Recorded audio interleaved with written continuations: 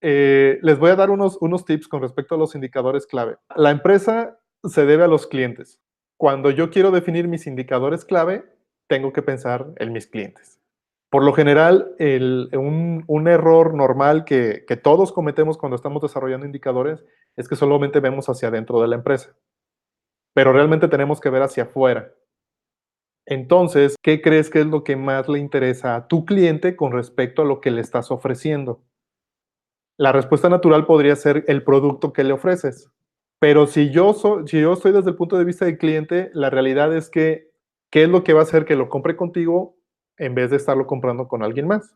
Pero aparte del precio, si tu empresa, vamos a decir que compite o no compite por precio, ¿qué otras cosas sería aquello que le interesa más a tu cliente? Cuando identifiques qué es aquello que realmente le interesa a tu cliente, eso de manera natural te va a llevar a saber qué indicadores son los que debes de meter en los procesos internos de tu negocio. Por ejemplo, acabamos de subir un video de mapa estratégico. Les recomiendo mucho que vean eso para que analicen o puedan ver cómo se desarrollan los objetivos, pero a través de las diferentes perspectivas que nos recomienda esa metodología. Si yo veo que a mi cliente le interesa, por ejemplo, a lo mejor el costo, porque yo compito por costo, pero a lo mejor al cliente también le interesa mucho el tiempo de entrega y la calidad. Entonces tengo que ver esos aspectos de tiempo y de calidad, cómo los puedo bajar a la operación de mi empresa para que en la medida que yo mida los tiempos que se generan de manera interna, esos tiempos me ayuden a darle un mejor tiempo a mi cliente si eso es lo que a mi cliente le interesa.